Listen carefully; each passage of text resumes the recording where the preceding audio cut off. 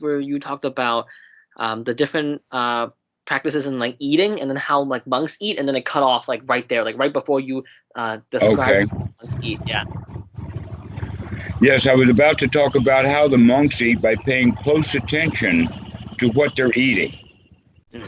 For example, if most Westerners and actually a few Thais will use a spoon, but in Sri Lanka they all eat with their hands anyway. Mm. But if you're using a spoon, let us say that you take the spoonful of food, or let us make sure that it's not even a full spoon, but it's just a little bit of food, Mm-hmm. not a full mouthful for sure. And you put that in, the first thing we want to do is put the utensil down. Most people will use the utensil, the spoon or whatever, to just play with their food, Oh. fixing the next bite while we're eating this one. But the right Oh. thing to do is to set down that spoon or utensil with your hands empty and start watching or experiencing or noting what's happening in the inside of the mouth. The only thing to be of interest is what's happening on the inside of the mouth. The chewing, the taste, the Mm. texture, the looking for large pieces of food that are not under teeth so that you can move it under teeth so that you can shred it. And then also mindful of what you're swallowing has already been completely chewed. That you don't say half eat a piece of cucumber and then just swallow the cucumber. No, you want to take that piece of cucumber and really mush it up. And that'll help slow the eating down a lot. Mm. Eating will slow right down because we're paying a lot of attention. So after we finish eating with that one bite, then we clean the mouth with our tongue. We're checking to see any rice grains anywhere or whatnot. And then we pick up the utensil and then we attack the food bowl again. Uh, oh, but that part about like yeah, planning your next bite, like guilty as charged, but with just but with chopsticks. But like yeah. I'm not planning, I'm just doing. Exactly, you're doing it with both hands, right? Yeah. And you don't use a spoon, you use a shovel. So, in fact, that's a good practice is to go look in your, let us say, flatware drawer Mhm. and find a small spoon, perhaps a teaspoon or the smallest spoon that's there, and then start using that, the smallest spoon they have that's in that drawer, and start using that because that will keep you from having a great big mouthful. In fact, when the mouth is really full, it's really hard to chew. And so we wind up swallowing a lot of stuff that's not completely chewed. But if we eat a small piece, then we make sure that it's completely chewed. Here's an example also, for instance, a cracker. If you're eating a cracker, part of the quality of a cracker is that it's crunchy. All right. So you want to roll stuff around in your mouth to make sure that you find anything that might look like that it's a whole thing or crunchy, and you chew on that one then until it all becomes mush. 100% mush. No crunchiness left in that cracker at all. I'm gonna try that with those potato chips that I just bought like tomorrow. Okay, yeah. Yes, exactly. Potato chips, crackers, that kind of stuff that comes in as hard, crunchy things.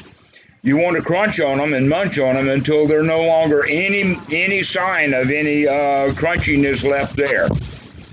This is a really fun game. It is. That's the important point is to make this a fun game. If you don't like doing this and you're only doing it because I told you to do, then forget all about it. Because you won't do it long. You'll do it only because you're supposed to and think that you're going to get something out of it. Rather, the way to do this is to enjoy doing it, to really get in touch with the taste of the food that you're eating. That in fact, it's quite possible that people who, let's use the phrase, have been curious about their excess weight for years, what happens is that we often have favorite foods are foods that we expect to taste good, like a donut, a fresh donut. But a stale donut has lost something in there. But the mind says, oh, donut is donut. I don't care if it's stale. I'm going to eat it anyway. All right. The thing to do is when you recognize this is a stale donut and it does not actually live up to the expectations of what a donut should be, I can throw that stuff out and throw it away. Another one would be an example of French fries. Hot French fries fresh out of the thing, that they're really good. We really like them. But cold, stale French fries lose their quality. And while I'm eating that old, stale French fry, I say, wait a minute, this is not quite as enjoyable as I would expect. I would, in fact, get more enjoyment by not eating this darn thing. But that takes mindfulness. So mindfulness of eating really, really helps. And there's the alternate thing that's also wrapped up with this. And that is, in primitive times, the way that the humans were eating generally wound up some sort of danger involved.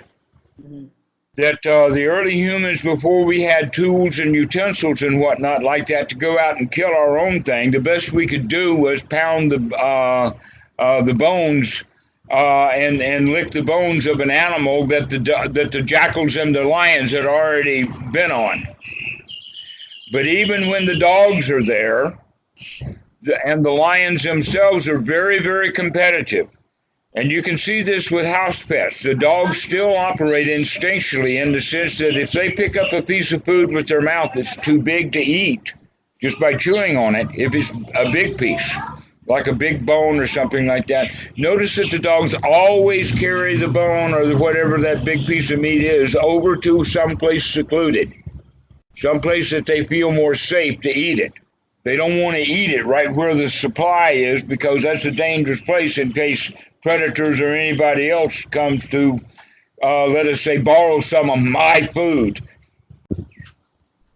All right, so if we recognize that, what that means is that time of eating is a time that is dangerous and therefore a time that can be filled with anxiety. And that's one of the reasons why people eat in a hurry, is because they actually have anxiety while they're eating.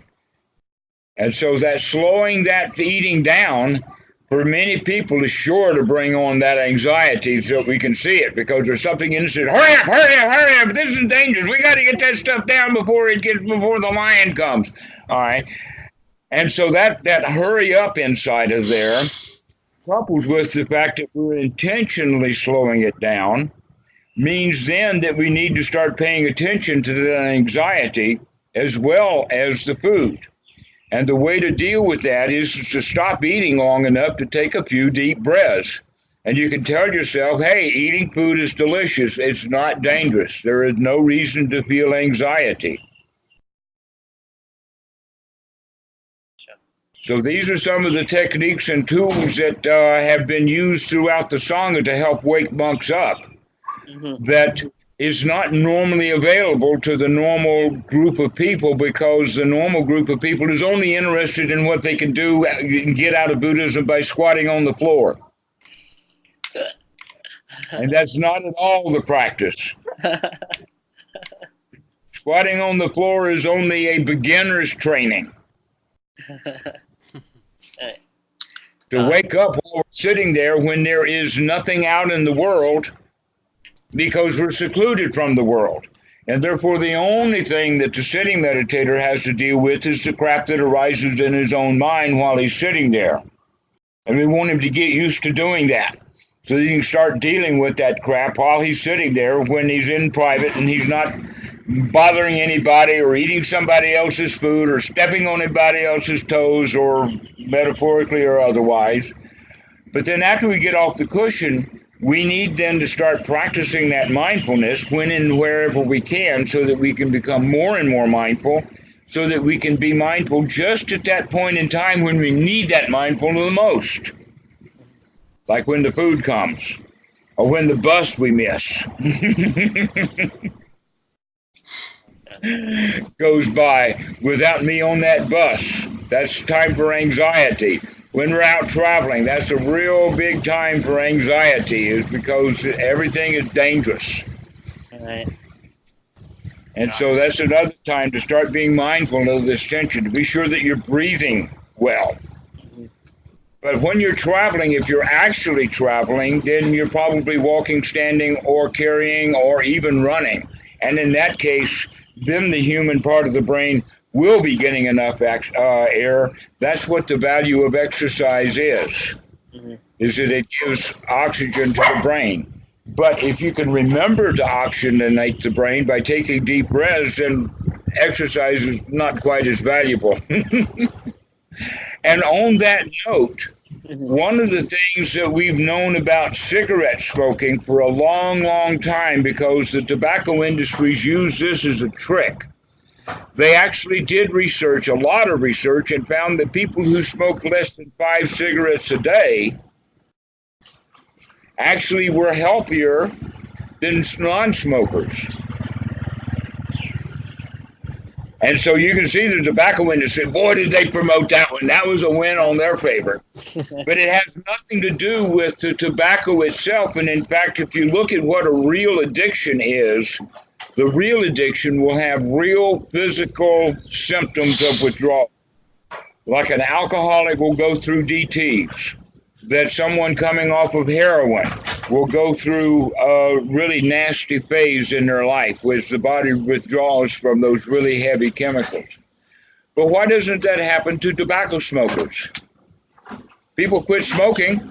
They have that desire, that need, but they don't have the addicted reaction, the addiction reaction that is so striking with heroin, alcohol, and some of the pills that the pharmaceutical companies are trying to sell now. Others would be like methamphetamines, those kinds of things. Very addictive. But tobacco is not addictive, at least not in that way. But if you'll notice, what does a smoker do when he takes a cigarette? What does he do? He lights it up, takes a drag, and then takes a big, deep breath. And most of the air that he's breathing is not from the cigarette. Most of the air he's breathing is that good old stuff that we need. So all you have to do is to stop with the cigarette, but continue to smoke.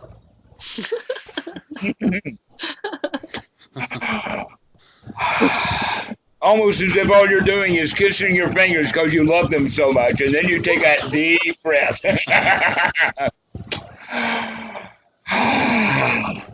That it really is a lot about the breathing.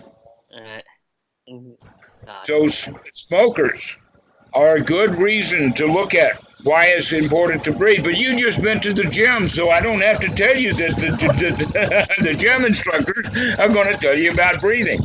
Here's another one, snipers. Oh. Those guys who have those guns, those 50 caliber, that they can take a shot that maybe and hit a target a mile off, how do they do that? After the exhale, they hold their breath, and then the whole body gets steady enough so that they can pull that trigger at just the right moment. Wow. Really? Everything is wrapped up with sports about breathing. Right. Breathing is really important. Breathing is so important, but if it's important with sports and it's important for smokers, what about the rest of us? What about us Dharma dudes? Equally, if not more important, right? Yeah. And yet many people get the idea that if I sit on the floor and just sit there, something nice is going to happen, where in fact what really is not so nice is they generally stop breathing. Then the mind gets dull. And they think that they're meditating, where in fact they're just not watching what's really going on, because they don't have the energy in the brain, because it doesn't have the oxygen that it needs. So please, breathe. Yeah. Have a deep one on me. Yeah, that's it. That's what we're looking for. Right. Do that. Do that often. Do that every time you can think of it. Every time you sit down in a chair, every time you stand up, every time you open a door, every time the phone rings, every time the alarm goes off, every time we can think of it. take a deep breath, because normally the human being is not breathing very well. And so everything happens in the anterior cortex by nature. I only recently learned that. That's a new piece of information for me. I used to teach that without showing that out, but really, that's what happens. So what we're looking at now is the fact that two things work in both directions. This is a two-way street from the body to the mind. The body affects the feelings, and the body and the feelings affect the mind. But the mind affects the feelings, and then the body and the feelings, the mind and the feelings affect the body. And so it's in a kind of a semicircle like that, or a circular thing. And so if we're in a posture to where we're just not breathing well, like sitting at a desk or on the floor or whatever, especially if we're a little bit slumped over, then we naturally don't get the air that we need. The frontal cortex shuts off. The anterior cortex, which we need the most, then will get all of the available energy, and we get dull, but we're not happy. We're not secure. We're in fact in a state of danger. This is where anxiety and danger and feeling bad and all of that stuff comes up from, because the reptilian brain is basically all about the survival instinct, and so everything becomes a survival issue. And so if you're not breathing, then that part of the brain says, wait a minute, let's refocus all of this. This is a dangerous situation. Because in the really, really old, deep past, we would see a predator. What do? We freeze. Why is that? Because all eyes, both in the predator and in the humans, operates best with movement. That I've got a parrot, a green parrot that I see from time to time that's off in the trees up in that direction. But I have to wait until the parrot is moving. If he's sitting still, can't see him. But if he fluffs his feathers or does that, I can immediately recognize him. The same thing about the little spots on the floor. If that spot crawls, it's a tick, and I can see it. If it's tick size but it's not moving, then it doesn't catch the awareness, doesn't catch our attention. Okay, so this whole idea then is movement then becomes very dangerous. It's very dangerous for that tick to crawl across the floor. He's going to get stepped on or something. All right, and so the safety is to stay stationary. Yes. Yes. Will, I think I have to go now because, I think the Zen Master is about to go to bed, so I think it's lights out for me here. Yeah. All right. Okay. Well, we'll see you later, Willie. Thanks for the update, and we got plenty out of this, and I'll continue on with Ronny here. Okay. Have a wonderful day. Nice to meet you. Probably see you on Reddit someday. Yes. Okay. Yep. Bye-bye. Bye. Okay, so we were talking about the state of freeze that happens before flight and fright.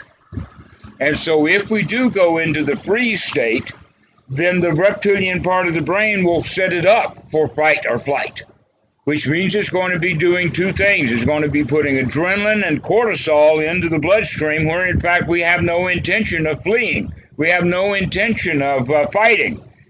But here we're all prepped for it. And now we walk around all day long as if we're prepped to be in a fight, and there's no fight. Because we're not getting enough air. But if we're breathing deeply, that's a state that tells the part of the brain is, oh, there's plenty of oxygen. Let's turn the right things on so that we can get some work done here. We're not in a drowsy state that's ready for fight or flight. And in fact, the deep breathing and the natural way that is that's a state of well-being. Deep breathing is a natural state of well-being, and shallow breathing is a natural state of danger. Yeah, it sounds reasonable. Try it. Yeah, This is the thing to start working with throughout the day. Start watching this. Start recognizing that you do have, through this idea of mindfulness and the concept of keep checking it out, keep coming back, keep doing that deep breathing over and over again, and you will get great benefit, great fruit. But you will have to see that great fruit and great benefit for yourself. Don't take my word for it. I will. I'm writing it down now. Some in my memo. But it sounds very very true. Also, a deep breath promotes, I think, better body awareness. Yes, it does. You feel the body and you relax it.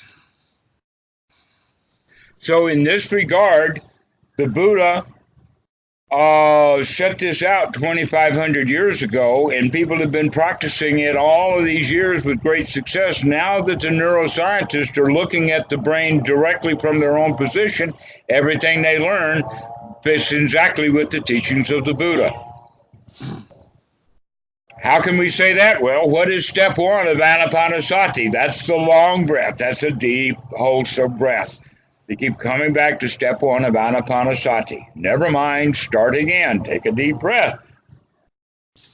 Yeah, most practices seem to emphasize just keeping the breath natural, letting it do its own thing. And a typical breath for most people is shallow and very, very shallow, like only the top 30% or something. Exactly true.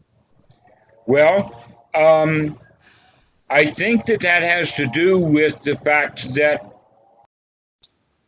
the teachers are not, let us say the Western teachers are not well trained with this. That they're not well trained in what's actually in the sutras and why it's in the sutras. I was really lucky to get a really good teacher who understood this, Bhikkhu Buddhadasa. And so, not just what he told me, which was all the best things, but I can now read the sutras the way he taught me how to read it, and I can see, yes, the Buddha, that's exactly what the Buddha said. It's right there. And for sure, step one of Anapanasati is take that deep, long breath. And by doing so, it actually helps us to experience the body, to wake up the body. Now, on another level, humans are different than most mammals.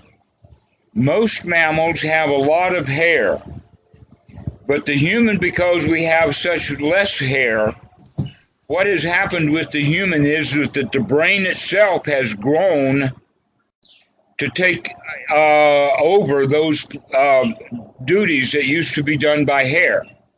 And this is one of the reasons why humans do not tolerate insects as well as other animals do. Mosquitoes are not a big issue for dogs. Ticks are, but a human will have a major episode if he can only have one tick on him. But a dog can have hundreds and hundreds of ticks, and they seem to be okay with it. The reason for it is because they don't have the nerve endings that the human body has. What that really I'm getting at is that the human body is literally covered with human brain. Yeah, I have thought a lot about that lately. When I start seeing the connection between the brain and the body. Yeah, well, they're not connected. They're the same darn thing. Yeah. It's like, how can one end of the string be connected to the other? Or using a cotton bud here, you don't say that this cotton bud is connected to this cotton bud. They're the same thing. In that regard, then the body and the brain are actually the same thing, because the body is completely covered with all of the neurons, and they go through the brain, through the spinal cord, right up into the brain stem, and terminate right into the reptilian brain. Which means that if you look at a reptile like an alligator, the alligator with just a reptilian brain that looks very similar to ours and is approximately the same size and has all of the same functions.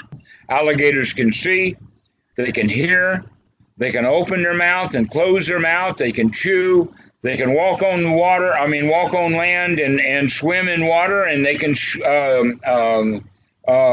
swing their big heavy tails. In other words, the alligator can do everything with his reptilian brain that we could do with ours. Everything that you have to do is done with the reptilian brain, but what the reptile does not have, though he can shake his tail and we can't do that, but the reptilian brain does not have the capability of language. Language is stored not in the reptilian brain, but memories are. Memories, especially old childhood memories that have to do with emotions of danger, tight situations, and other things like that, is all stored in the cerebellum in the back of the brain. Where language is a mammalian thing and it's stored kind of in the frontal part.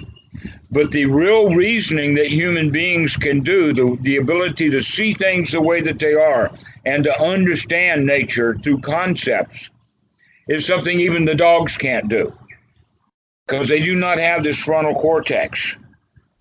But this frontal cortex, being like a supercomputer, requires a lot of energy, a lot of electricity. And that's why we have to actually to breathe deeply so that we can put the best part of the brain in gear. Because if it doesn't have enough oxygen, then it's going to go to sleep and the reptilian brain will continue functioning as normal. But if you got a lot of oxygen, especially if you're paying attention to the breath, that's another thing, is that with MRIs, they have found that when people are then told, not meditators or anybody, but just anybody is being experimented with, they tell them, okay, start taking deep breaths. And immediately the functional MRIs start showing that these areas of the brain are lighting up with the fact that this is where the effort is in actually controlling the breathing. Now, I know that it's... Go ahead. Does it have anything with oxygen to do, or is it just like a deep breath is some kind of program trigger to say, okay, it's safe now, I can activate my frontal cortex? Because the oxygen saturation on normal shallow breathing is very close to 100%. Close to 100% of what? Of the oxygen partial. Yeah, it's 100% of the partial pressure. Oh, you're saying that the red blood cells are full at the capacity of 100% even while people are breathing shallow. Okay. So, that may not be the case correctly because of the way that they're measuring. Here's an example of what I'm getting at. If you take that person and who's at that 100% while at rest and have him run down the street and then come back and do it again, I bet the oxygen level is going to be less than that 100% because he was starting to use it. Yeah, perhaps. Okay. I claim the same thing is going to happen with the frontal cortex, that when the frontal cortex really gets into gear, he's going to start sucking that oxygen out. And then it's going to be depleted. And then because it's not getting enough oxygen, the frontal cortex will shut back down so that it goes back up to the right level. But if we're breathing deeply, then the frontal cortex will have all of the oxygen it needs to stay alert. Yeah, okay, so it might be like revving an engine at maximum, but not in gear. If I put it in gear, it stops. Okay. I have to build momentum. Yes, exactly. Exactly. Deep breath.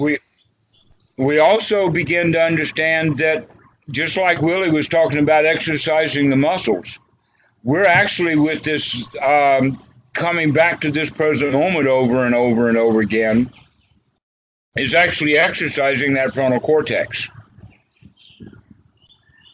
Every time we come back, that lights up, we put it in gear, and we start watching what's going on rather than operating on automatic pilot.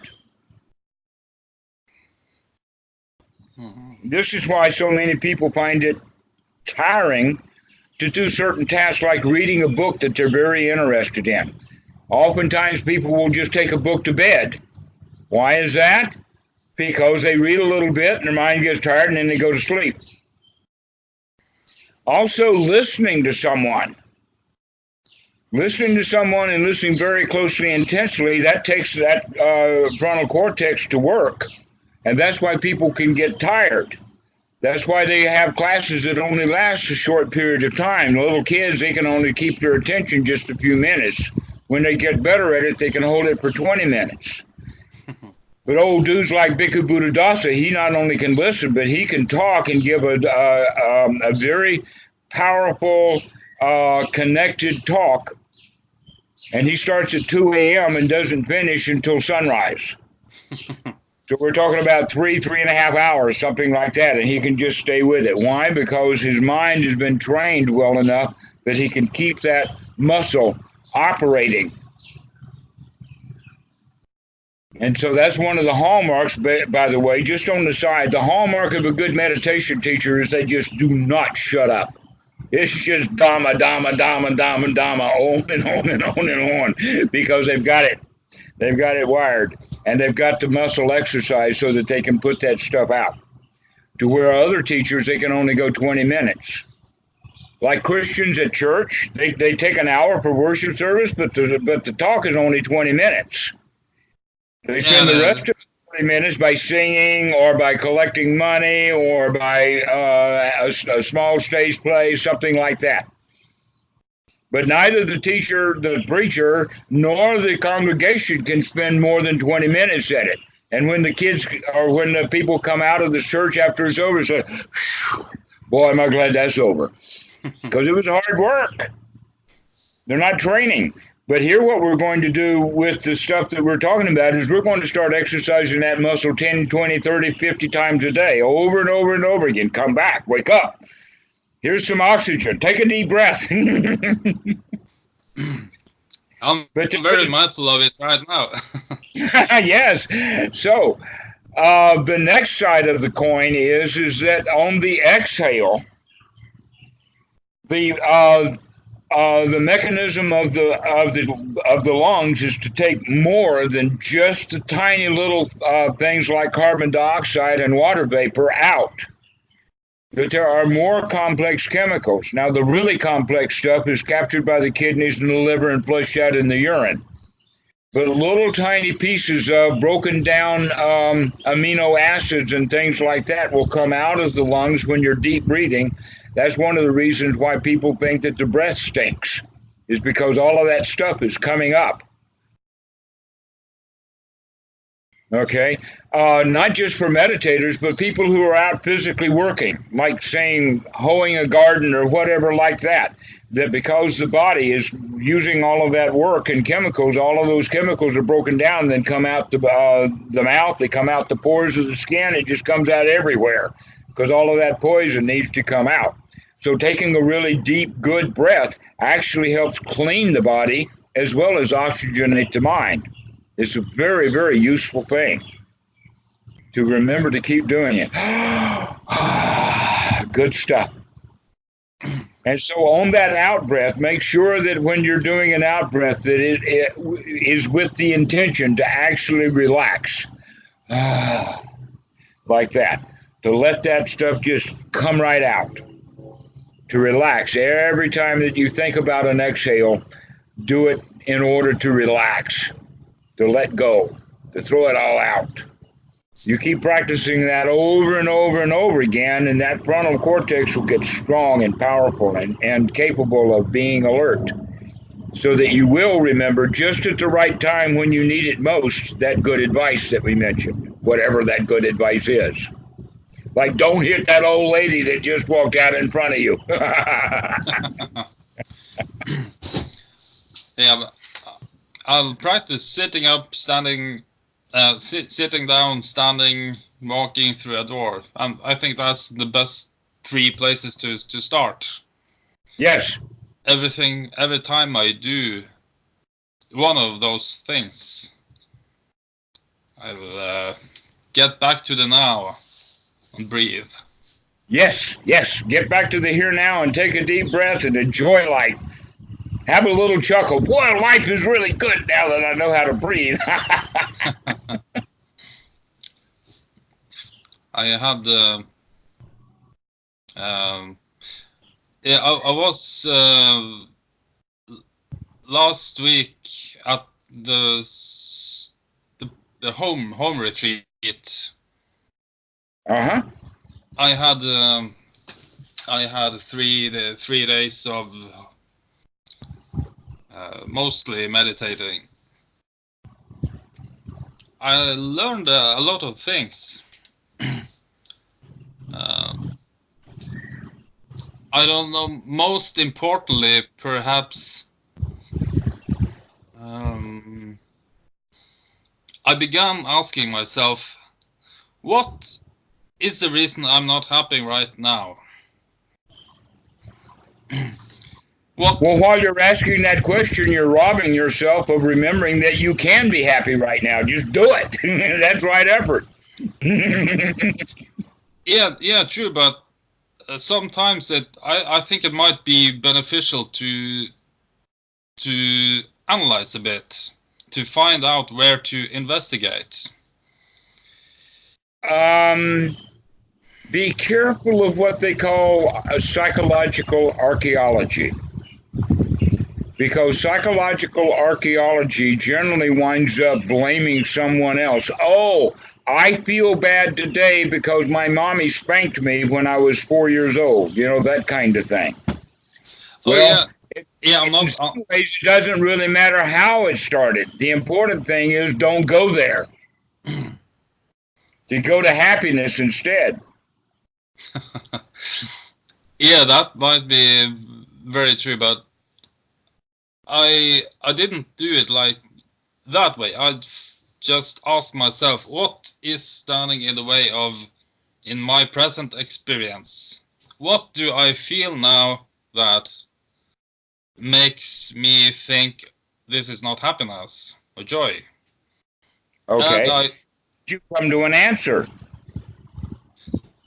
Yeah, I found I felt some unpleasant emotions.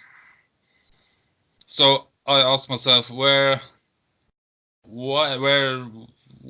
just do they just come?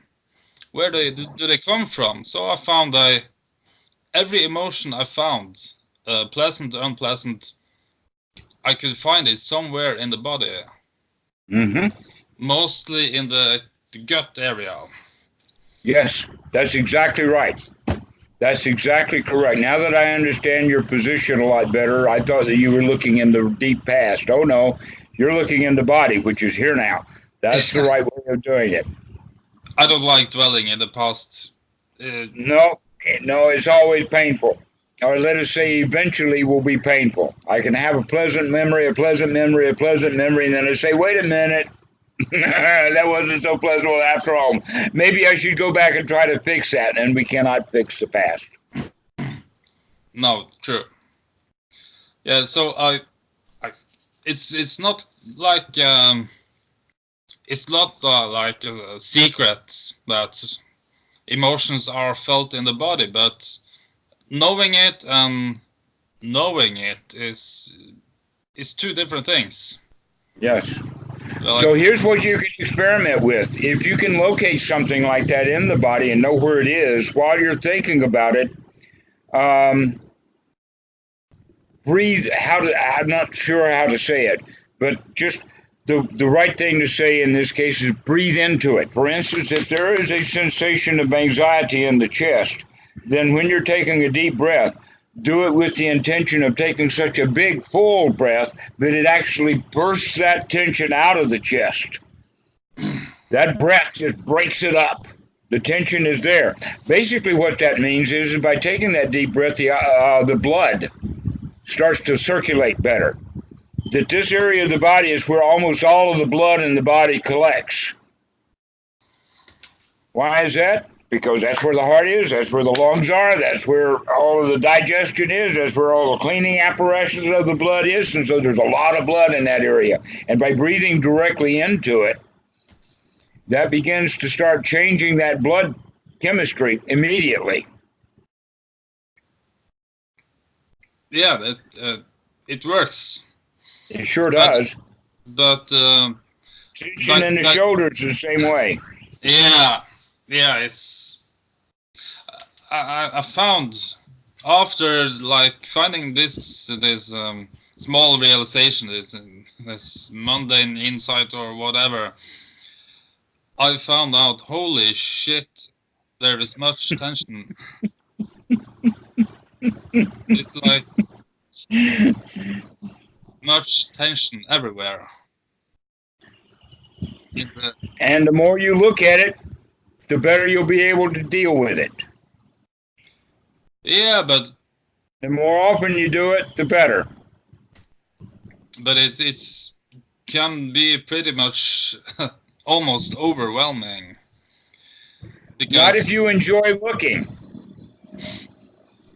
Everything that you see, instead of saying, oh, look at all of that stuff I haven't seen yet, it's so overwhelming, look at it and say, oh, wait a minute, I don't have to deal with all of the stuff that's so overwhelming. All I have to deal with is the thing that I'm looking at right now. Come back to the present moment and nothing is overwhelming. Only future stuff is overwhelming. And then it's just the thought of it overwhelming. Yeah, it's true. After, in the recent days, I have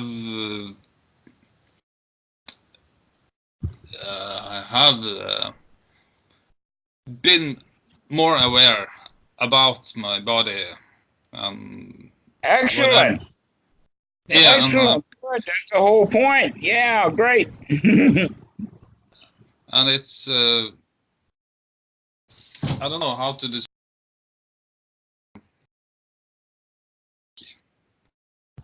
a broader picture building slowly. Good. Keep at it. But I don't know if this all this stuff is, if this have been there all the time, but I haven't seen it clearly enough because I didn't know how to look. Well, now you're knowing how to look, you're going to find all kinds of things. But be joyful that you can see this stuff because it was already always there. You just didn't see it.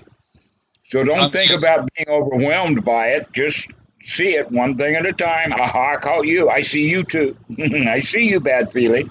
I see you, anxiety. I'm just a bit surprised that my mind-body connection has been so poor all this time.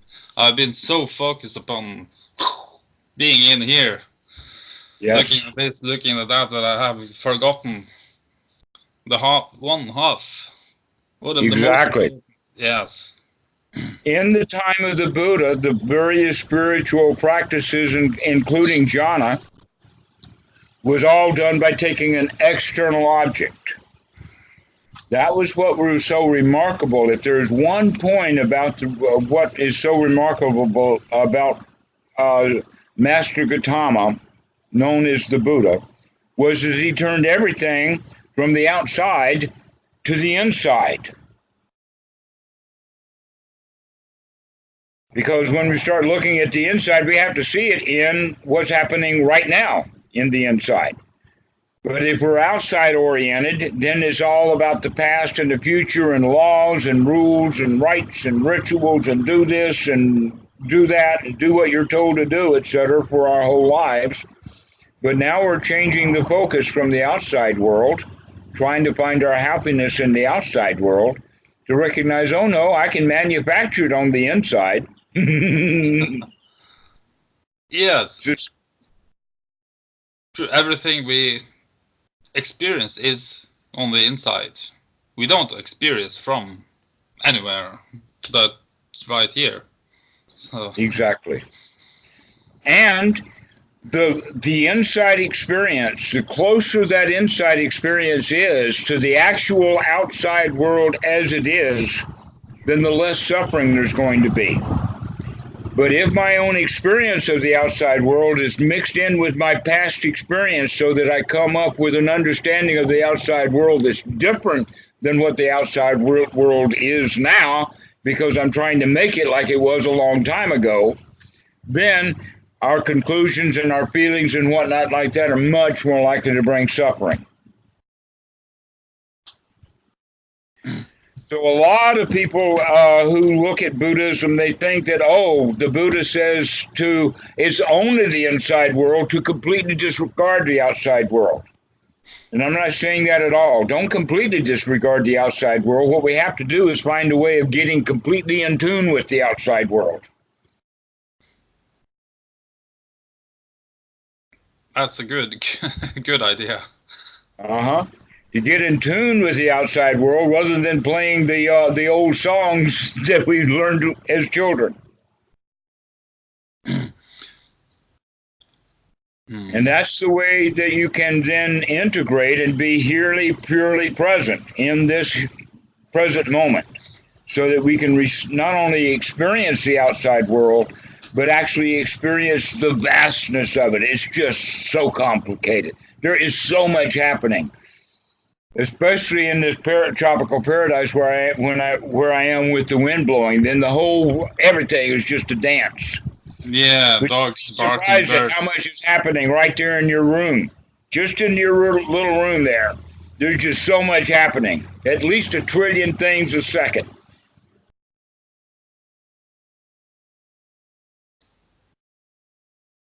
Yeah. Little gusts of wind, little tiny little things. The way that the light changes when the sun moves across the room, all kinds of things are happening, and an enormous amount of interactions, causes and effects, just dozens, thousands of them happening simultaneously, almost to the point that we could not possibly receive all the information that is presented to us. We can only get bits and pieces of the actual thing that's happening. But the more we expand the mind, the more we're looking at what's going on, then the more we can take in. And then we get really surprised. Wow, there sure is so much happening. Yeah, we get better. We get better to better at seeing. Yeah. I've found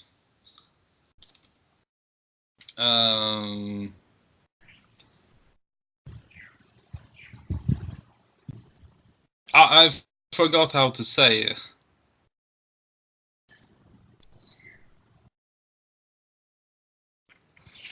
No, it's your boof. Never mind, you'll think of it later. But I think that this call is getting kind of old for both of us, and so it would be a good time to bring it to a close. We've gotten a lot of good stuff done, and can point you in the kinds of things to do to start breathing deep, waking up the mind, being here now, gladdening the mind, and all of this stuff that fits right in with living a very happy, joyful life. Oh, yeah. Just one thing. The last thing I figured out in my small retreat, I did some small inquiry and investigation of curiosity, and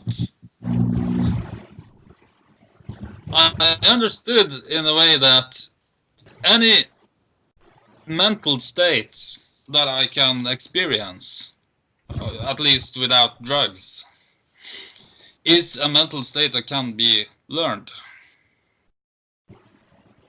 Because it's like when I'm a child and have never used a spoon, I don't know how to use a spoon. Right. But I take a spoon, I get a spoon in my hand, someone shows me, and sometimes, yes, it works a bit. Mm-hmm. So I have experienced that, and now I can incline towards some. And the more you practice it, the more of a skill it becomes, so that then eventually, as you grow, you can handle it very well. Here's another example of that: is learning to read. Yeah, and we all know that learning that is possible, but I didn't really understand until now that this kind of learning is exactly the same as learning to be happy or learning to let go. It's just it's the same thing. Yes, it is. Exactly. And that was motivating, because you say learn to be happy. Happiness is a skill. As you practice more and see how things are, then confidence will build. Confidence is in the Pali, they talk of it as Shraddha, and that's often mistranslated as faith. But faith, as you know, has already been stolen by the Christians, and they own it in the sense that faith is when you believe something without any evidence at all. But we're not practicing faith, we're practicing Shraddha in the sense that I see it. I see more of it. And more I see of it, then the more confident I am that I'm going to see more and more. And so this is actually when Shraddha is no longer faith, it becomes confidence. And it also is the eradication of doubt. So confidence building is coming up while doubt itself is going down. And eventually, when you have full confidence, that means you can see what's going on without a doubt, with no doubts left. You know that the path of the Buddha is the right way to go. And that's part of the practice, is to get that strong, let us call it eagerness, to be eager for the Dhamma, because we have the confidence that we will see what we're looking for. I'm starting to see it bit by bit. Excellent. Every Dhamma student does exactly that way. They practice correctly, and boy, do they start seeing things. And the better you see, the better the practice. Exactly. Well, I'm really pleased with your progress. That's great, Ronny. You're really picking things up. I hope so. Time will tell. But yes, it's hard to not not progress with like. Never mind. Start again. The important thing is to take the hardness out of it. The hardness comes from having expectations. I haven't really realized before when I follow the Mind Illuminated and how much expectations there were. There is goals in reaching stage 8 and 9 and doing this and this practice. That happens with the book. So when Chuladasa says this and then that and then the other thing, the students read that and they say, I want this, I want that, and I really want the other thing. And he's not teaching you to want things. He's teaching you how to come out of wanting. and yet the book can't point that out to us. It's really hard for a book to, on page 97, to say to the reader, you're on the wrong page right now. You need to go back and read page 3. Yeah, it's a good book, but like every book, it has limitations. Books are like that. This is what's valuable with having a good teacher that's right there that can see you and check to see if you're going in the right direction or not. You could not have this dialogue with a book. But it really helps having like you sitting there and smiling, and yeah, you could be happy. Anyone can be happy. I don't feel much general happiness in my life right now, but I know there is a possibility. Well, it's not just a possibility, but you can do it right here, right now. See, there it is. You can be happy in this present moment. You don't have to say, oh, if I work really hard at meditation, then I'll be able to be happy in this present moment. No, be happy right now. Practice. But it sticks very hard, that feeling. If I just gain insight into impermanence, I can see that unhappiness is not permanent. If I just get rid of myself, I'll be happy because there's no one to be unhappy. Yes, exactly so. That's true. Absolutely. I don't think it works very well on me, thinking like that. I don't think it works well for anyone. Like expecting things in the future. If I do this and this work now, I get this benefit. Right. Everything needs to be quite immediate. Even when they work with animals to teach them, when the monkey pushes the button, he's expecting food right now. And so if he doesn't get that food right now, he'll push it and push it and push it and push it, always expecting the food to be here right now with each push. And so we wind up being disappointed because we keep pushing, saying now, now, now, and then it doesn't happen. And so the monkey will get frustrated because he keeps pushing his meditation button and there's not a little piece of chocolate coming out of the bin. But what we have to recognize is, oh no, I can make that piece of chocolate for myself. Or I don't have to wait. Or you want me to realize that I am the chocolate. Yeah, okay, that'll be better, right? Good. Just one final question, if I may, before we Sure. call it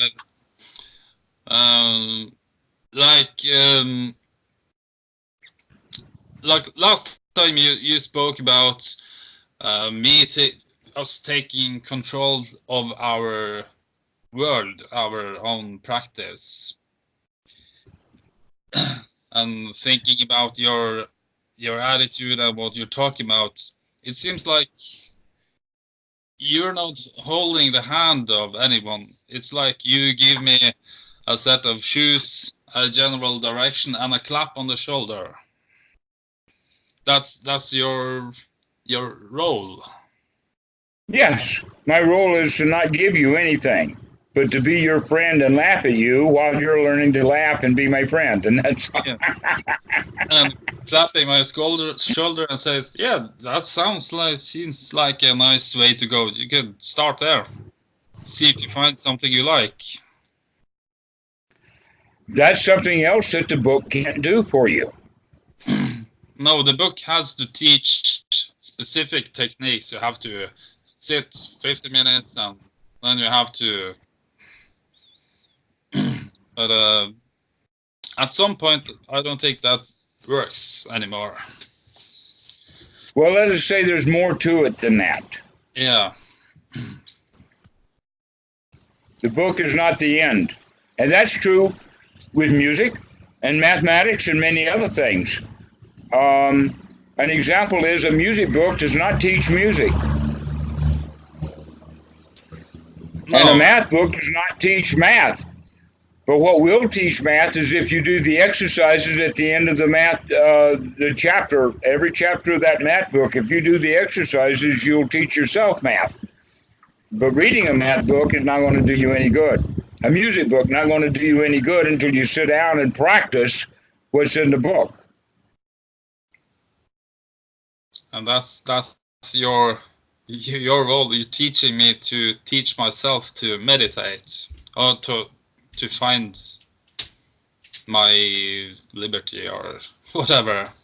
Yes, to find that joy. There it is. To find whatever I need.